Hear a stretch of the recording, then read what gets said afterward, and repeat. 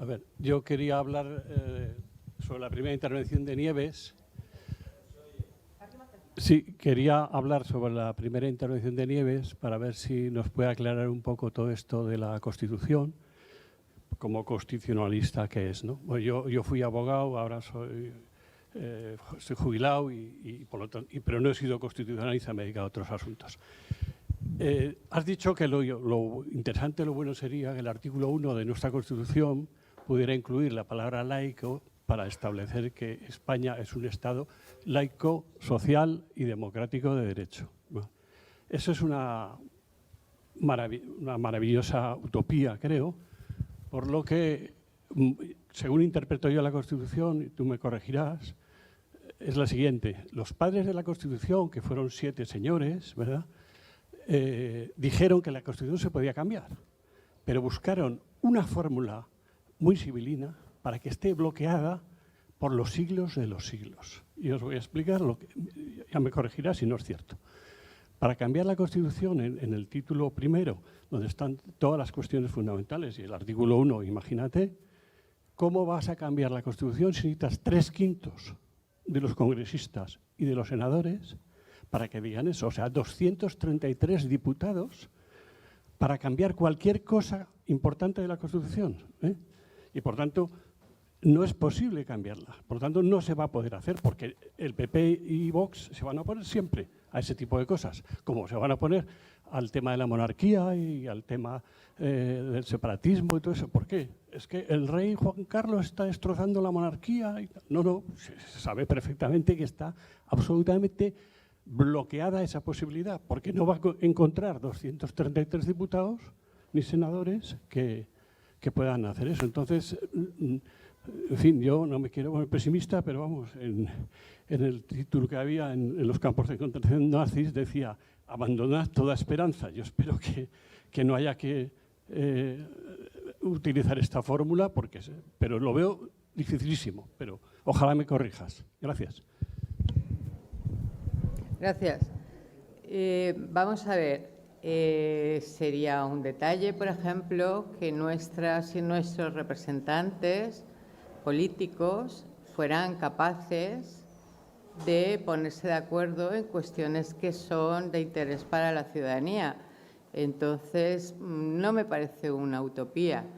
Es cierto que el marco político en este momento está bastante alterado, pero se hizo en un momento más difícil, como fue tras la muerte de Franco. O sea, no veo un gran problema. Hay 2 posibilidades de reforma y se podría hacer. Se nos han reformado 2 cosas así de repente, de un día para otro, en pleno agosto. Entonces, claro que cuestiones menores.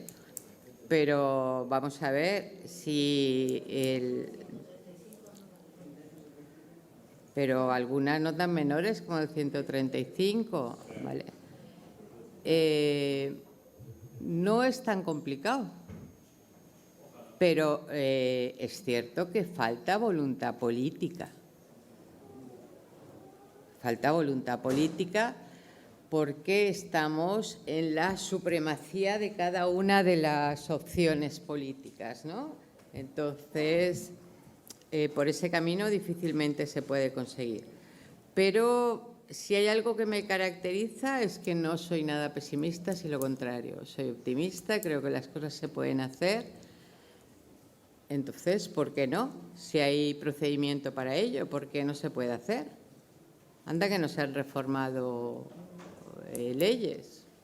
No le veo un problema. ¿Tenemos alguna palabra?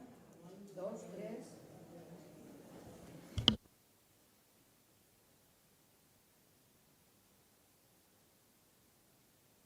Hola. Buenos días.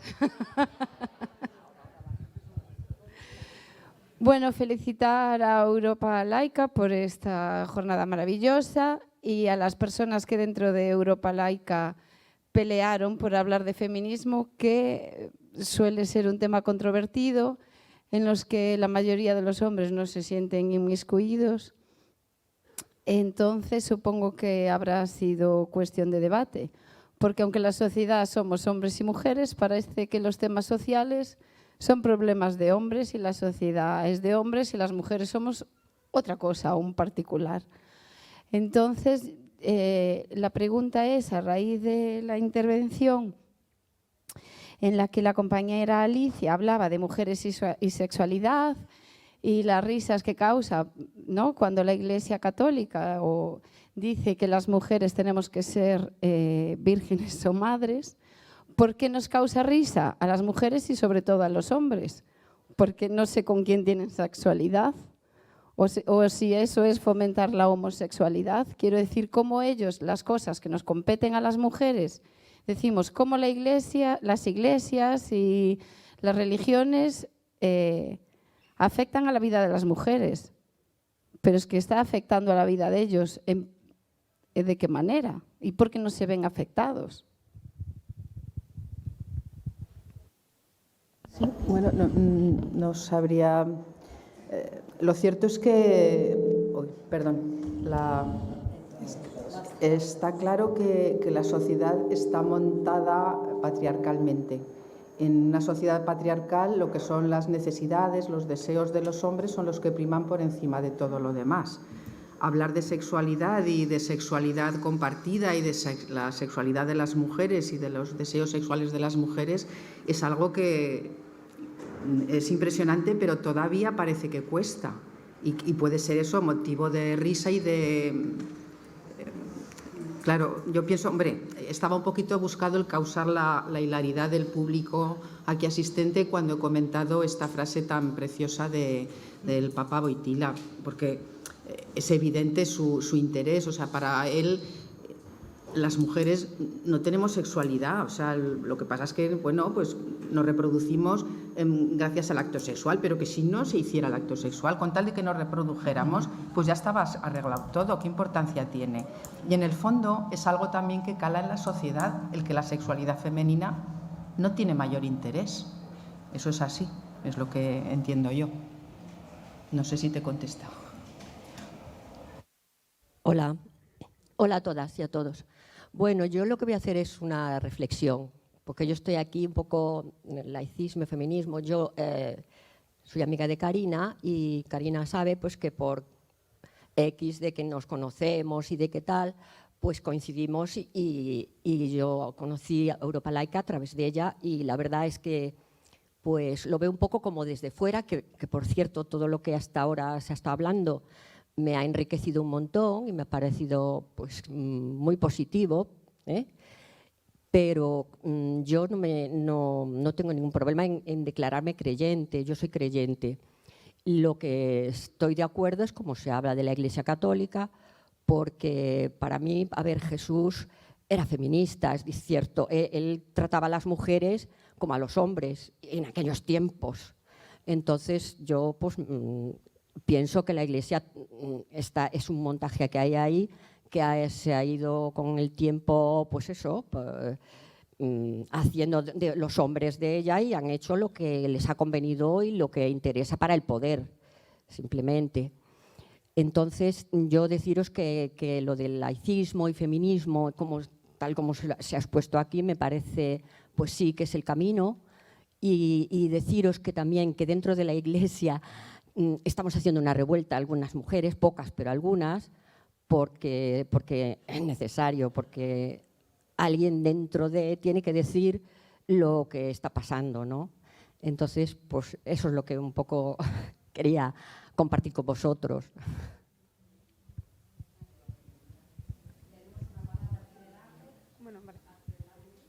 ¿Quién?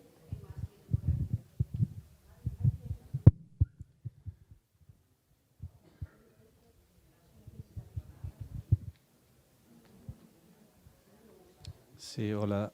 Hola, buenos días. Simplemente quería... ¿Se oye, verdad? Sí. Quería matizar, estoy de acuerdo con el discurso de Bimunt, pero quería matizar algunos elementos. Sabiendo que los países árabes y musulmanes, o de mayoría musulmana, han tenido una involución, un retroceso tremendo en las últimas décadas, porque realmente los años 50, 60 eran otras sociedades. Es decir, basta ver, por ejemplo, las películas de aquellos años para ver en qué condiciones estaba la mujer en Egipto, en Irak, en Siria, etc. Es decir, lamentablemente ha habido un retroceso muy grande y parece ser que la mujer tiene que sufrir la mayor parte de este retroceso. El tema del crimen de honor está en los códigos penales de muchos países. En Jordania, por ejemplo, el simple hecho de que un varón de la familia vea a su hermana, a su madre, a su mujer, hablando con un hombre ajeno a la familia, es suficiente para que la mate y el castigo puede ser nulo. Es decir, sale prácticamente indemne del castigo. El tema de la libertad de conciencia tiene mucho que ver con los países de mayoría musulmana, que son 57, están dentro de un organismo, se llama la Organización de Cooperación Islámica. Tienen su código y sus leyes particulares. 13 de estos países, de los 57, el castigo de la renegación de la religión es ejecución. Entre ellos está Pakistán, Afganistán, Emiratos Árabes, Irán, Arabia Saudí, etcétera, etcétera. 13 de ellos, excepto Túnez, es el único país en el 2014 introdujo en su constitución el hecho de la libertad de conciencia. Es decir, a partir de este año ya no se castiga a las personas que se reniegan de su religión. Además, otra cosa que introdujo también fue que una mujer tunecina musulmana podría casarse con un no musulmán. Es el único país que existe, que todavía no han podido, ni siquiera en Túnez, resolver el tema de la herencia. Todavía la herencia es la mitad de un varón. El tema de jerarquía religiosa realmente no existe en la rama suní, pero en la rama chií sí. Los ayatollahs, que son minorías, ¿verdad?, que son 15% de los musulmanes, pero tienen su jerarquía. Es decir, los ayatollah, Khomeini, Khamenei actualmente, eso sí tienen, se parece bastante a la religión católica o la religión cristiana. El tema de Turquía laica, es cierto que durante décadas largas ha sido un modelo a seguir por parte de muchos países árabes y musulmanes. Pero con la llegada de Erdogan particularmente y su partido islamista ha cambiado todo. Es decir, Erdogan hace 3 años intentó introducir el tema de que las mujeres, las niñas, ni mujeres, las niñas pueden casarse a los 9 años porque el profeta del Islam se había casado con Aisha cuando tenía 9 años. Afortunadamente no tuvo éxito, pero él intentó muchísimo. Incluso el pañuelo, como sabes bien, estaba prohibido en las universidades, en el espacio público, y vino Erdogan, anuló esto y actualmente las mujeres pueden entrar en las universidades, etcétera, con esta condición. Y termino con el tema del velo, que muchas veces lo justifican como una identidad, es signo de entidad. No tiene nada que ver con la identidad, porque yo siempre me pregunto por qué razón la mujer tiene que llevar este signo y los hombres no. Los hombres no tienen ningún signo, van con manga corta, pantalón corto, pero la mujer tiene que llevar este signo. Es una gran falsedad y además con el argumento del relativismo cultural, porque es su cultura, si lo permiten todo. Es decir, aquí luchan contra los signos del cristianismo, pero defienden las normas y los signos de una religión como el Islam. Gracias. ¿Le puedo contestar un momento? Karima, ¿le puedo contestar? Claro. Me encanta por fin estar de acuerdo con alguien, que estemos de acuerdo. Es lo único que yo no estoy totalmente de acuerdo, porque yo vivo en Turquía y todo lo que has dicho de Erdogan es cierto y más.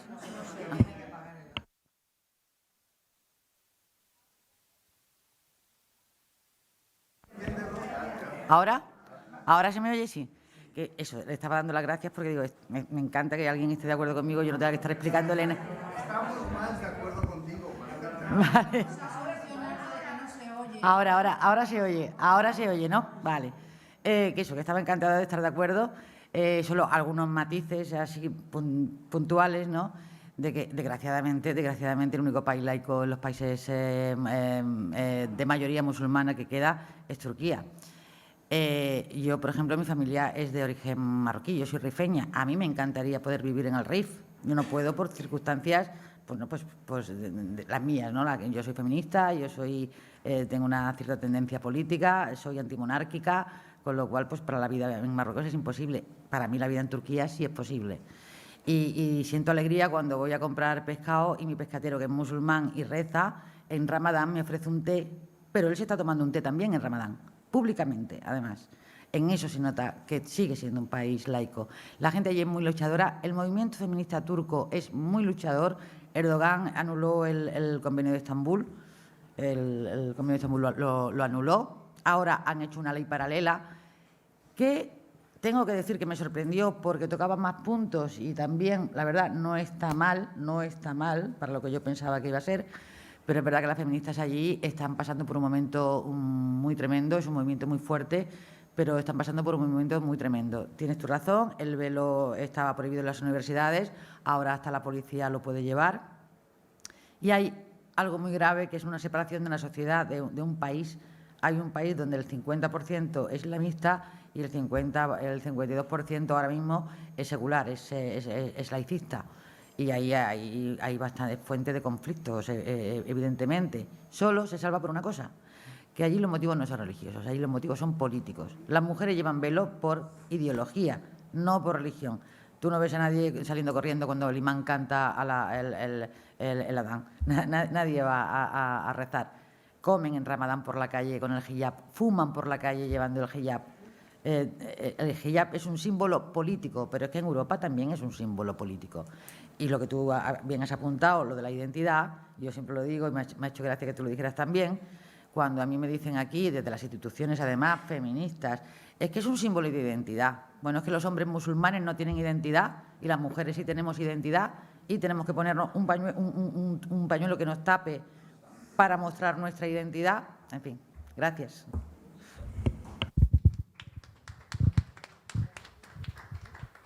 Buenos días. Realmente, después de la intervención del compañero, que comparto, tengo muy poco que aportar. Me ha chocado muchísimo que cuando hablabas de Turquía obviaras lo básico, que no, yo he estado muchas veces y bastante tiempo en Turquía, que ahora mismo no es tanto la religión como el régimen político, es una dictadura y oprime igualmente a los que son religiosos que a los que no son, los asesinatos, bueno, todo lo que sabemos que ha pasado con Erdogan. Si obvias ese análisis, estás obviando la realidad turca, en mi opinión. Hablas también de Qatar, y Qatar dices lo de las mujeres. ¿Y qué pasa con los trabajadores? Y su falta de respeto absoluto, que les están machacando. Y por otra parte, en mi opinión, que no soy islámico, vamos, no conozco bien el mundo islámico, pero no se puede hacer un totum revolutum. Cada país, el mismo compañero ha hablado de Túnez, que también conozco bien, tiene unas características muy precisas, pero hay algo que les une a casi todos y es los problemas socioeconómicos de la población, de lo que también se deriva pues que las mujeres tienen, y los hombres, hay muchísima falta de acceso a la enseñanza y una serie de cosas. Me pareció interesantísimo todo lo que habéis expuesto, pero tu intervención en concreto, eludiendo el régimen económico, acabo de venir de Siria. Tengo una opinión completamente diferente, de Irán, perdón, en Siria he estado también, muy diferente de la que tú planteas. En cuanto al velo, y eso lo comparto absolutamente.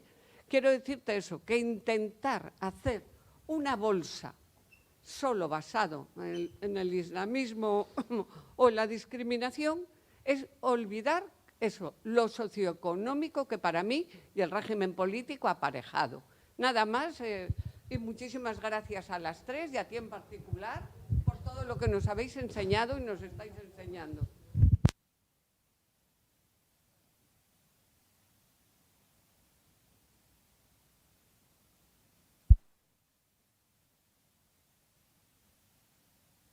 No, quería solo hacer un apunte a aquí a la compañera que ha dicho ahora mismo esto.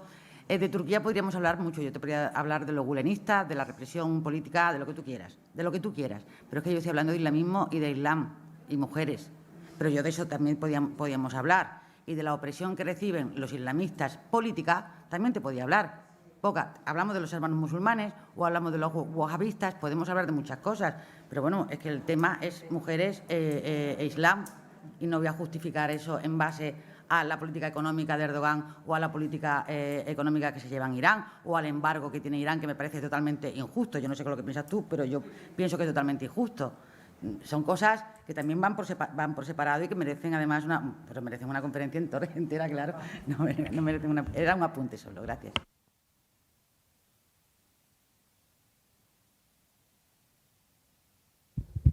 Hola, buenos días. Yo voy a intentar hacer preguntas muy concretas a raíz de las intervenciones. Nieves, desde el punto de vista jurídico, yo entiendo, pero por favor confírmenos, cualquier gobierno podría unilateralmente desvincularse de los acuerdos firmados con la Santa Sede o hay limitaciones jurídicas para hacerlo. Yo entiendo que es un acuerdo internacional y se puede simplemente decir, pues ya no. ¿O cómo funcionaría eso? Otra cuestión también muy concreta. Las instituciones religiosas están inscritas en el Ministerio de Justicia, ante el Ministerio de Justicia, etcétera, etcétera.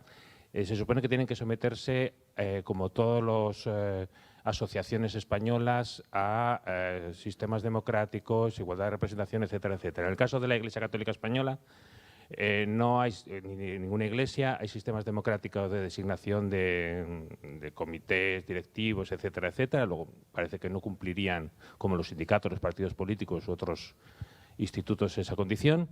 Y además las mujeres no tienen acceso a los puestos de representación, en contra también de uno de los principios básicos de cualquier. Es más, los institutos religiosos femeninos están canónicamente subordinados por fuerza a un instituto religioso masculino. Todo eso es compatible con la legislación española. Quiero decir, es un poco sorprendente. Muy rápidamente también, Alicia, ¿cuál te parece o qué va a pasar con la disolución de congregaciones que viene a saco porque vegetativamente van a desaparecer por la muerte de todos sus miembros?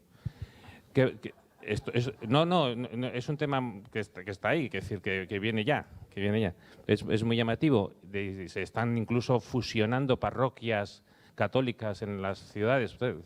¿Qué va a suponer eso de impacto o del modo de actuar? Y por último, Mimunt, que es quizás la intervención que más me interesa. Bueno, me han interesado todas, por supuesto, pero me parece porque estoy yo ahora con este asunto, me parece muy rico. Lo que has descrito de Reino Unido, de Cataluña, me ha hecho recordar una intervención que tuvo ayer una activista libanesa en Oviedo, que nos explicaba que en la práctica, en Líbano, puesto que hay 18 confesiones reconocidas, etcétera, hay leyes distintas en función de tu confesión religiosa, de manera que una mujer libanesa obtiene la mayoría de edad a diferente edad en función de la confesión religiosa a la que pertenece, etcétera, etcétera, etcétera. No sé si va por ahí.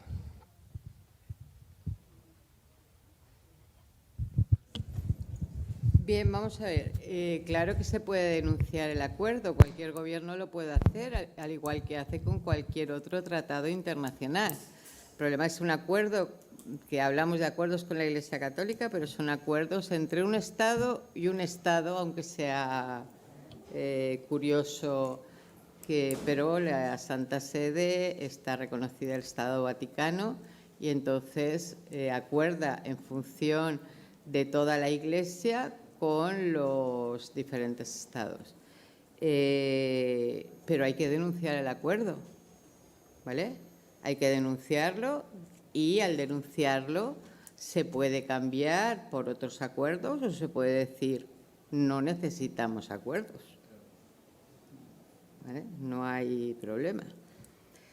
Y con respecto a la otra pregunta, claro que en nuestro país, como en otros muchos, pero eso no sirve de nada, se producen muchísimas disfunciones. Las confesiones religiosas se inscriben en el registro del Ministerio de Justicia, pero no están sujetas a la ley de asociaciones, ¿vale? Tienen una ley privilegiada y, bueno, la Iglesia Católica, para empezar, tiene que estar sujeta a los acuerdos, pero no están obligadas a cumplir los principios democráticos, en absoluto. Y nos quedamos tan tranquilos, o sea, sin ningún problema. Eso a una asociación de ateas no se le permitiría, pero a las confesiones religiosas sí, porque hemos diferenciado en España, como en otros tantos países, sobre todo en el Mediterráneo, entre confesiones y asociaciones, pero estamos hablando de asociaciones, aun cuando, eso no significa que no lo respete. De cara a sus integrantes serán confesiones, pero yo estoy hablando de grupos de personas que tienen unos intereses comunes que son los que priman, ¿no? Entonces no tendrían por qué no estar sujeta a una normativa común general para todas las asociaciones. Pero sí se produce esa disfunción y sí se permite.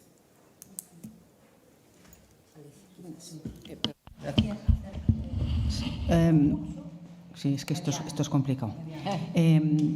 Yo, respecto a la disolución de congregaciones, al hecho de que cada vez hay menos sacerdotes, que es también un hecho evidente, la Iglesia Católica está adaptándose a esta circunstancia que se está dando, en la que cada vez, digamos, tiene menos peso en sus formas tradicionales, por eso, y sin embargo sigue teniendo muchísima influencia en otras situaciones, además de que va cargando también el peso cada vez en lo que ellos llaman laicos, que no es lo que nosotros podemos aquí entender por laicos, sino por las personas que no son ni monjas, ni curas, ni frailes, involucrándolas en actividades cada vez más importantes de la Iglesia Católica, eso por un lado, y luego por otro con los lobbies católicos y ultracatólicos que tienen un enorme poder económico, una enorme influencia política y de todo tipo. O sea, el hecho de que las congregaciones religiosas vayan desapareciendo, incluso que haya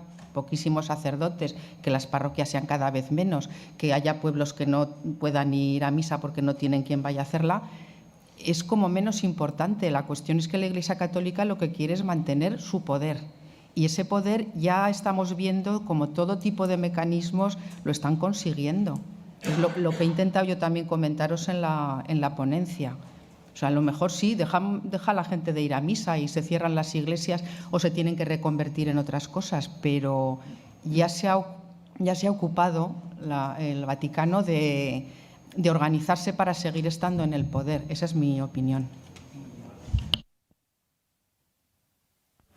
Bueno, yo con respecto a tu pregunta sobre el Líbano es un país muy complicado. Tiene más de 18 confesiones religiosas. No sé si sabéis que antes de la guerra, ¿no? Gobernaba ahora el partido cristiano, ahora el musulmán, ahora el copto, etcétera, etcétera, ¿no? Tenían ahí se repartían el gobierno por confesiones religiosas, ¿no? También es cierto que era una sociedad hace años mucho más secularizada, en el sentido de que sí, todo el mundo creía en Dios, en su religión y todo eso, pero sí era posible el matrimonio entre una cristiana y un musulmán y no pasaba nada, entre judíos no, porque los judíos son muy especiales, solo se casan con judíos, pero las musulmanas son un poquito más rebeldes, ¿no? Y acaban casándose sí o sí con quien quieren también. Y ahora se vuelve, desde hace ya años, se vuelve no es que se vuelvan. Antes ha dicho el compañero que estamos involucionando, y yo siempre digo que no estamos involucionando, que estamos yendo hacia un sitio donde nunca hemos estado, ¿no? También la compañera que hablaba de Irán, cuando hablamos del ayatolá, en el año, cuando llegó el ayatolá a Irán, en el 79, ahí cambió todo de una forma radical, ¿no? Toda esa visión de ese Islam que incluso yo de pequeña conocí, que era el Islam que profesaban mis padres, ¿no? que era, bueno, pues creer en Dios de aquella manera, ¿no? Y tampoco tomarse muy a pecho los dogmas ni nada de eso. Todo eso cambió radicalmente con la llegada del ayatolá y la revolución iraní. Y no solo cambió en Irán, cambió en Egipto y cambió en todo. Hay una cosa muy curiosa, un dato muy curioso, que cuando yo estudiaba cómo se radicalizaba el Magreb, ¿no? Una de las aportaciones que hizo Egipto, Nasser además lo hizo. Nasser se quería quitar, no sé si acordáis de Nasser, ¿no? Nasser quería quitarse era laico, claro, quería quitarse de en medio y de encima a los hermanos musulmanes que le estaban allí fastidiando. ¿Qué hizo Nasser cuando en Argelia y en Marruecos había escasez de imames? Mandó a todos los imames radicales al Magreb. Es una forma también de quitárselo de encima y ahí tenéis vosotros. Ahí empezó también de cierta manera, ¿no?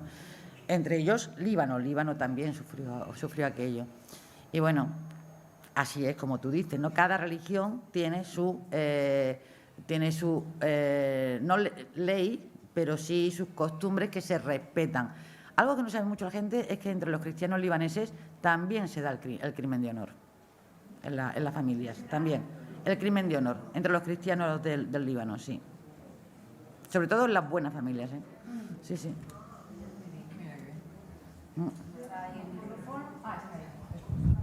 Hola, buenos días o tardes casi ya. Bueno, me han pedido que me ponga de pie.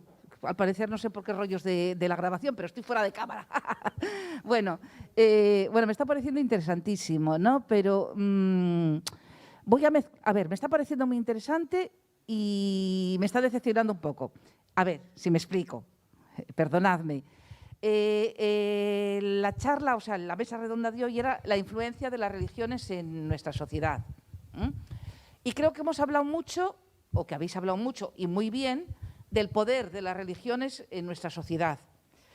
Yo quiero darle una vuelta más y ligándolo quizá un poco con el debate anterior de qué puede aportar el feminismo al laicismo. Lo que no sé si voy a ser capaz de explicarlo, que se me entienda medianamente. Bueno, vamos a ver, lo primero que me gusta, cuando hablamos de religiones y de feminismo y de tal, no conozco el hinduismo y las otras, pero las 3 religiones del libro son lo más machista que hay en el mundo. O sea, judaísmo, cristianismo, islamismo, por lo menos su aplicación. No sé si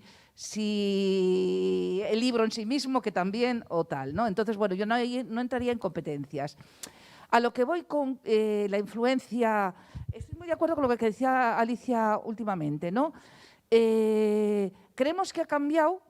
Decimos que ha cambiado, sobre todo en el caso del catolicismo, que es lo que más conocemos, ¿no? Lo más cercano, porque se ha dejado de practicar, porque la gente no practica la religión según los mandamientos. O sea, yo el otro día me sorprendí, un conocido peruano, porque me iban a invitar a comer y, uy, no, que pollo no, que es Viernes Santo.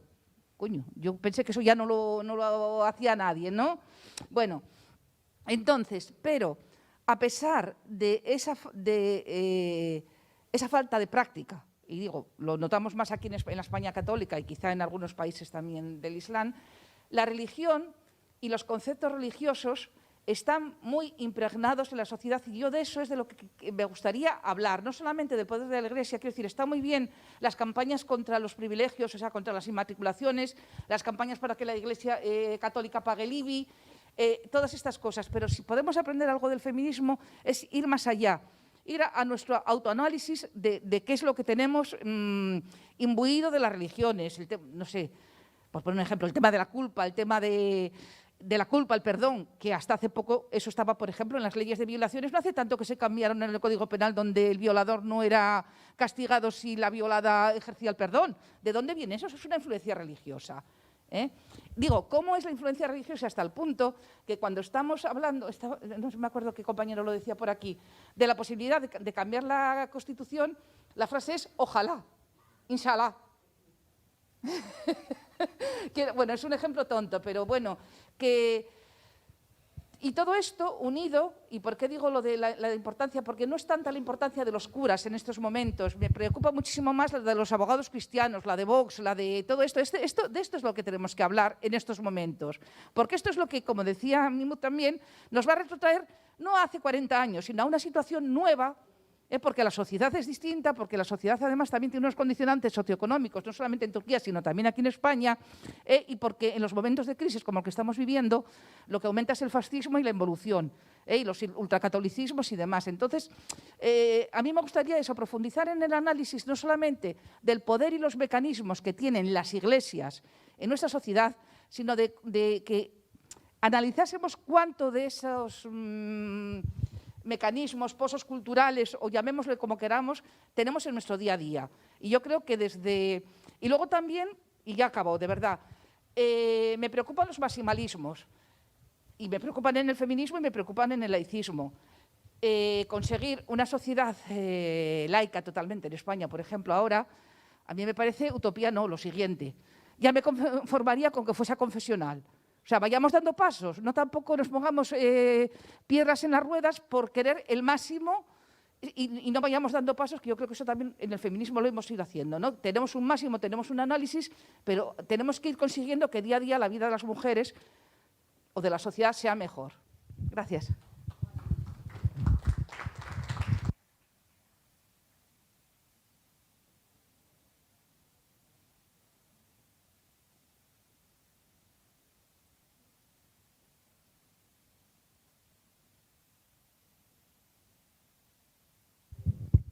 Sí, respecto a la influencia de la religión en la sociedad, yo pienso que hay dos cuestiones en este momento. Por un lado, la religión ayuda a la represión y, por lo tanto, a la no revuelta de cualquier tipo.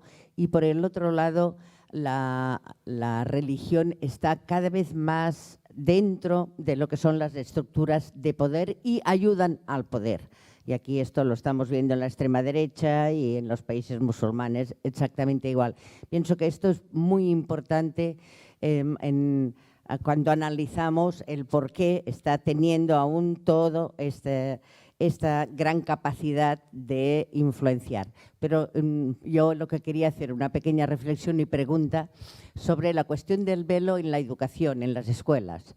Porque hay siempre una dicotomía, y es que por un lado, yo lo digo desde la experiencia del aula, por un lado no quieres realmente aceptar lo que significa el velo para las mujeres y la tendencia es decir que no quieres que se lo pongan, que no quieres que vengan a clase con velo, etcétera. Pero por el otro lado resulta que cuando dices esto desaparecen del instituto y te planteas que qué es mejor, aceptar el velo pero que puedan seguir estudiando o el peligro de que lo denuncies o lo prohíbas y desaparezcan. Un poco como lo veis o por dónde creéis que es mejor ir.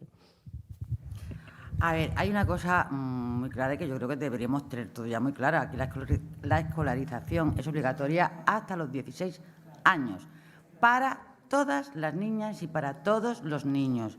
Así que esa excusa de que es que si le decimos que el velo no lo pueden traer a clase, la niña se va a quedar en su casa, pues ahí habrá que actuar, ¿no? Ahí tienen que actuar los servicios sociales que tendrán que hablar con esos padres, llegar a un acuerdo y si no se llega a un acuerdo, pues penalizar a esos padres que no llevan o no dejan que su hija acuda al colegio. Aunque la niña diga que es que ella lo lleva porque quiere. Porque hay una cosa que tenemos que tener muy claras y son los derechos humanos de los menores. Si ya estamos hartos de conculcar los derechos humanos de los mayores, con los menores también, lo vamos a hacer también con los menores desde que son pequeñas. Porque no estamos hablando de vestimenta, no estamos hablando de un trozo de ropa que tú te pones en la cabeza, estamos hablando de un símbolo que obliga a esa niña a guardar unas normas patriarcales que vulneran los derechos humanos de esa niña. Y eso es lo que hay que tenerlo claro. El problema es que desde las instituciones se deja en manos de los colegios y de los institutos al libre albedrío de si lo queréis permitir o no lo queréis permitir. Y eso es lavarse las manos como Pilatos. Nos lavamos las manos y vosotros decidís. ¿Qué pasa? Que cuando este problema llega, en el claustro de profesores, que allí hay un totum revolutum de todas las ideas del mundo mundial, unos dirán, no, nosotros los buenistas, no, porque la niña tiene derecho, y por qué no sé qué, no sé cuánto, y claro, y si la otra lleva un pañuelito aquí, ¿por qué ella no va a poder llevar un pañuelo así? Etcétera, etcétera, etcétera. Ahí estamos el problema. Y ahí a la única que estamos perjudicando siempre es a la menor. Tendríamos que tener muy claro que el velo en las escuelas debería estar prohibido porque vulnera los derechos de las menores. Y eso es lo primero que tendríamos que tener claro. Y a partir de ahí, hacer que la ley se cumpla, porque la ley está para cumplirla, todas y todos.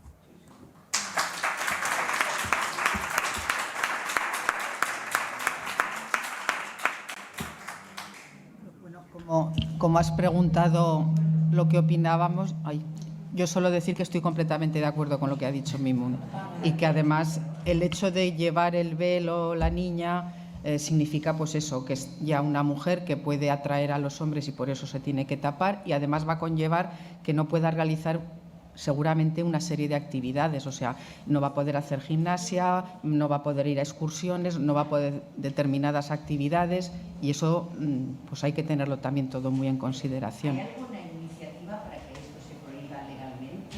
Porque en ese momento, como dices tú, cada quien hace y normalmente...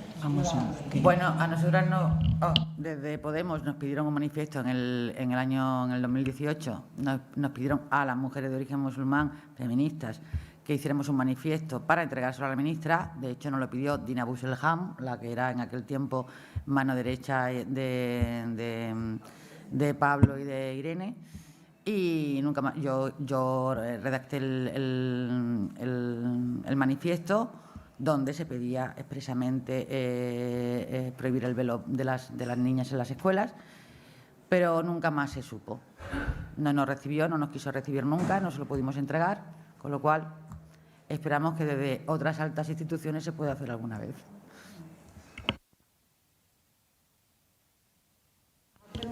Un segundo. Jurídicamente es bastante complicado, ¿eh? Jurídicamente es difícil porque, aun cuando todos conozcamos lo que hay detrás de la significación del detrás y delante, o sea, no está muy detrás tampoco, del significado del velo, ¿vale? En el momento que se alegue que es por cuestiones religiosas, puede haber una conculcación de su derecho a la libertad religiosa. Con lo cual estamos en la típica pescadilla que se muerde la cola y solo algún país como Francia ha conseguido prohibirlo en las escuelas y en los ámbitos públicos. ¿Por qué? Porque si prohibimos unos tenemos que prohibirlos todos, el alzacuello del cura, todos, o sea, cualquier símbolo en la vestimenta que suponga una merma de derechos. ¿Vale? Sí, quería apuntar que Nieves tiene toda la razón y es algo que me había olvidado. Y pongo el ejemplo de un instituto, creo que no sé si fue de Oviedo o de Gijón, ahora no estoy muy segura, donde tuvieron un problema con una niña con velo.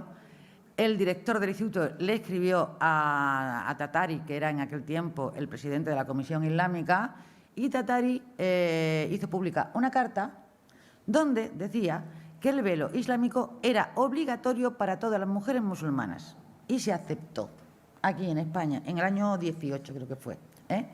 Aquí nadie dijo nada, nadie dijo cómo es posible que un representante legal, ¿no?, de esta comunidad le esté diciendo públicamente que el velo es obligatorio para todas las mujeres musulmanas de España, españolas.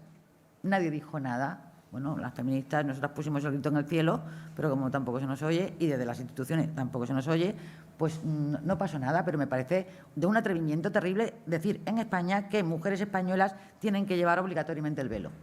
¿No os parece terrible? O sea, por eso me acuerdo cuando lo has dicho, Nieves.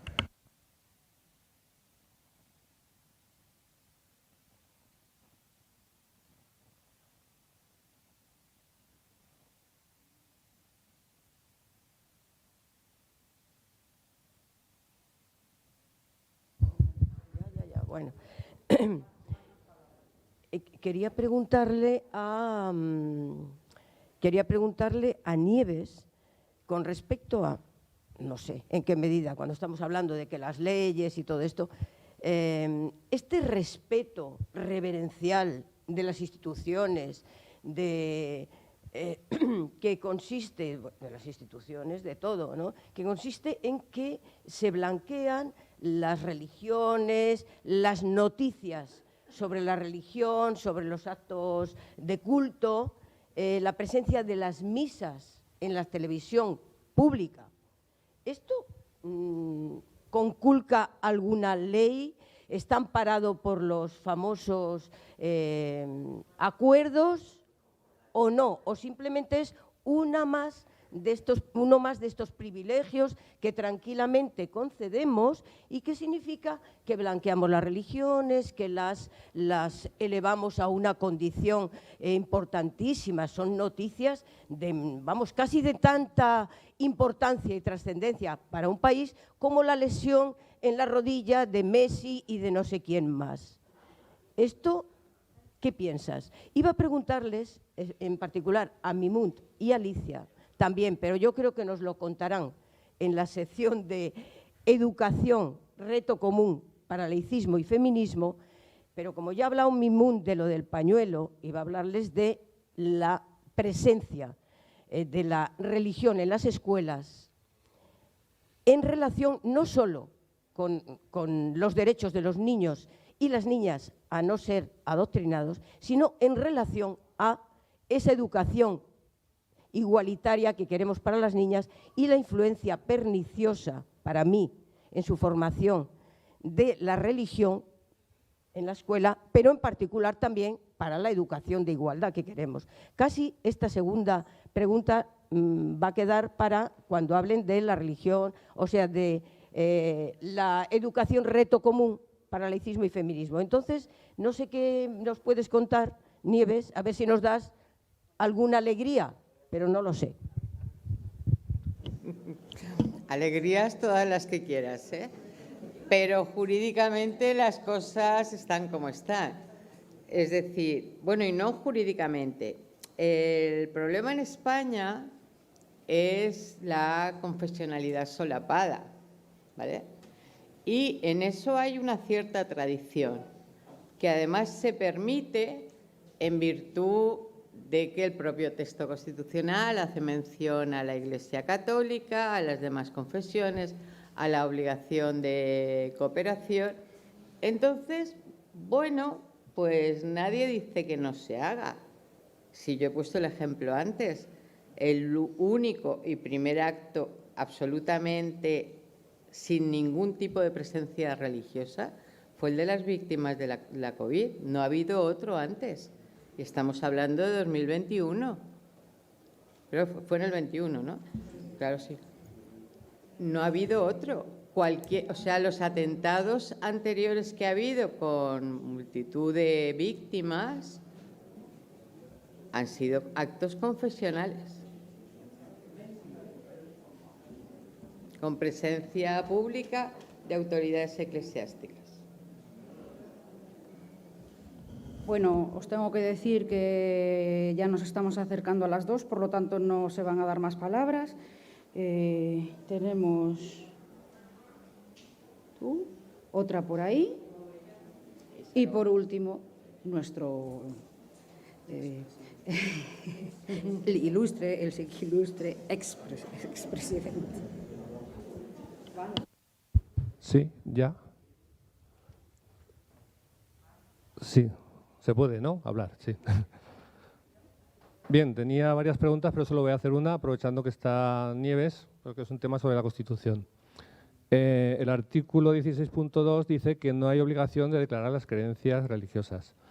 Aunque es un tema de educación, quiero aprovechar que está Nieves para ver qué opinas al respecto. Cuando yo matriculé a mi hija en un colegio público, me plantearon un documento en el que tenía que exponer a qué religión la quería apuntar.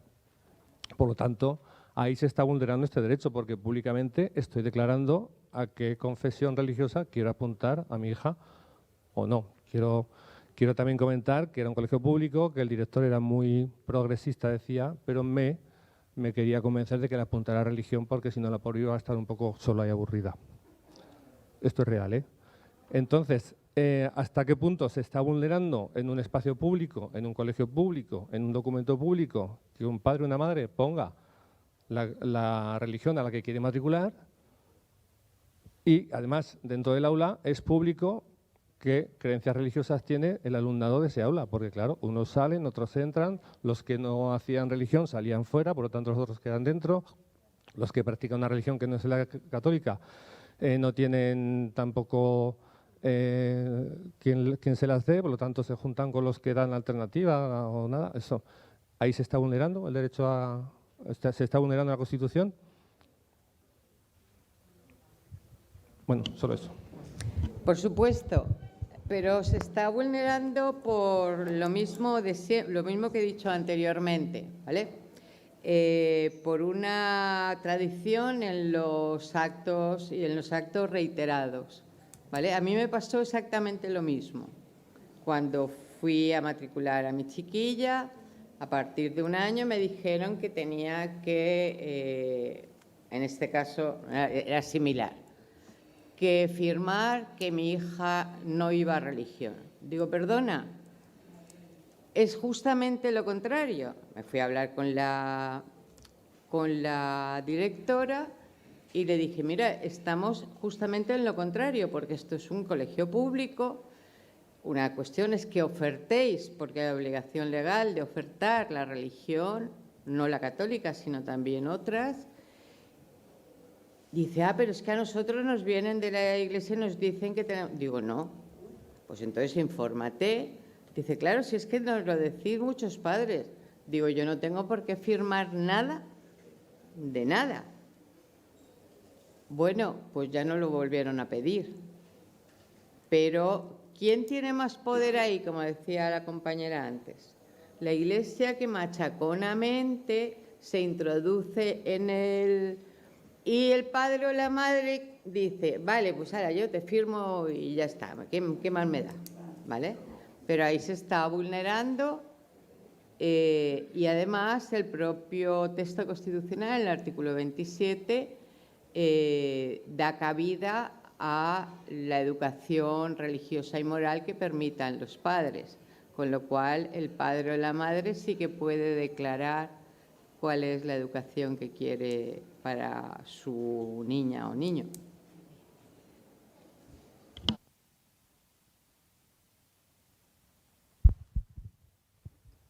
Por favor, sí. Especial brevedad, las tres intervenciones simplemente, que quedan. sí.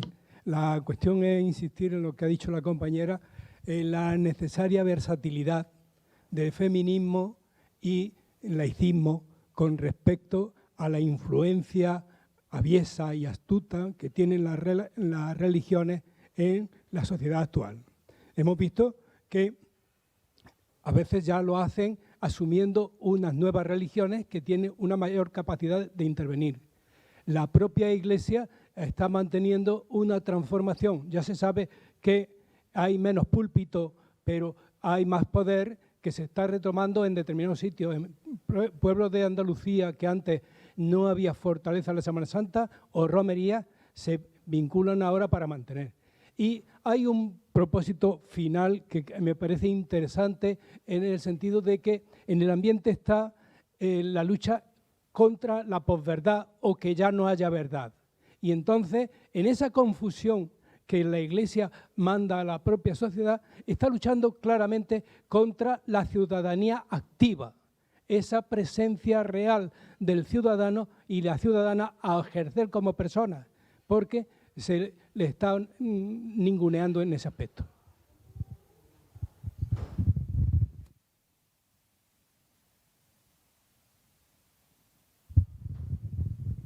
Bueno, yo quería comentar un poco también al hilo de lo que había comentado una compañera sobre por qué no se hablaba de la sexualidad femenina y lo que comentaba también la otra compañera acerca de cómo a través, o sea, que ya los curas no tienen tanto poder, pero sí los partidos políticos de ultraderecha hacen calar determinados mensajes en la sociedad y al final, si pensamos, lo que están defendiendo es la familia formada por una unión heterosexual como la base de la sociedad, que es una idea totalmente patriarcal, es decir, donde un hombre es el sustento y es la protección del resto de la familia, es decir, la mujer que ocupa un papel de cuidados y vulnerable al cual tiene que proteger el hombre y tomar las decisiones de la casa, y que se extrapola además a lo que sería el gobierno. Es decir, el gobierno sigue siendo patriarcal. Una única figura gobierna sobre las demás. ¿Por qué no interesa hablar de la sexualidad? Bueno, pues porque hablar de la sexualidad significa que a lo mejor empiezan a verse formas diferentes. Ya no hablamos solamente de homosexualidad, de transexualidad. Empezamos a ver otras opciones que vulneran esa forma de familia heterosexual patriarcal y que vulneran también la forma de gobierno y de control económico. Eso mismo pasa y pasó también durante el franquismo con los intelectuales. Los intelectuales pensaban y podían transmitir otro conocimiento diferente que rompiera esas estructuras, tanto familiares, que se apoyan ahora mismo los partidos políticos de ultraderecha en la tradición. Es que tradicionalmente la familia ha sido la base de la sociedad. Ya, pero ese no es el problema. El problema es que rompe, digamos, la estructura de poder que generalmente o que venía tradicionalmente siendo y vulnera su capacidad de poder seguir ostentando al poder en distintos estamentos de la sociedad, ya sea como familia o ya sea en el gobierno. Y bueno, como pregunta a la compañera que, perdona, que no me acuerdo de tu nombre, a ti, sí. Me ha parecido súper interesante la exposición que has hecho, el barrido internacional sobre la situación del feminismo en el Islam y, bueno, en la comunidad islámica. Y te quería preguntar si hay algún documental, texto, libro que siguiera hablando, porque me gustaría seguir profundizando en esa materia. Gracias. Yo no he venido a hablar de mi libro, pero te voy a hablar de mi libro. Claro, ya que lo tengo, voy a hacerle publicidad. Bueno, hay mucha literatura escrita, hay muchas feministas del mundo árabe-musulmán que tienen ensayos, hay muchas novelistas, hay muchas filmografías para conocer y para saber cómo viven esas mujeres. El cine libanés, por ejemplo, es un ejemplo. Hay mucho cine libanés muy interesante que habla sobre mujeres y sobre todos estos conflictos. Hay mucho cine turco, no telenovelas turcas, cine turco que habla sobre el conflicto, este conflicto entre religión, sociedad, laicismo, etcétera también. Y bueno, yo escribí un libro que se llama No nos taparán, las mujeres y patriarcado, donde es un pequeño ensayo donde hablo de todos estos temas. También está, Nayat El-Hashmi, con su Todas han hablado por nosotras, ¿no? donde también hablamos del mismo tema. Yo recomiendo mucho a todas las escritoras árabo-musulmanes o magrebíes, que son muy desconocidas aquí también, bastante desconocidas, pero que cuando las lees te das cuenta de que su mundo no es nada ajeno a este mundo. Y sirve para entenderlas, para entendernos y para acercarnos más. Wasila Tansali es un ejemplo. Muchas, Sana Haji, es que hay muchísimas que te podría recomendar. Bueno, gracias. Tenemos la última palabra. Antonio, por favor, sé breve, que nos conocemos y vamos a ver. Muy breve, a Mimur. Efectivamente, el uso del velo o otros símbolos religiosos es un factor para el comunitarismo, digamos, religiosos en los países europeos, ¿no? Es un instrumento, lo utilizan como instrumento, pero también vemos que este mismo símbolo, en caso, por ejemplo, de Francia, es utilizado por toda la extrema derecha europea. Es decir, ¿cómo se puede uno enfrentar también a este lenguaje? Porque sabemos que ese mismo símbolo, el velo, lo utiliza, es decir, vamos a prohibir el velo, vamos a prohibir el velo. Es un mantra que utiliza la extrema derecha, digamos, europea, también con fines electorales y tiene una eficacia en lo que es la segregación social de poblaciones de origen, digamos, que tiene que ver con el colonialismo europeo. ¿Cómo podemos enfrentarnos a ese discurso de la extrema derecha o de, bueno, ya no sé, digamos de la extrema derecha, ya incluso va más allá? Gracias.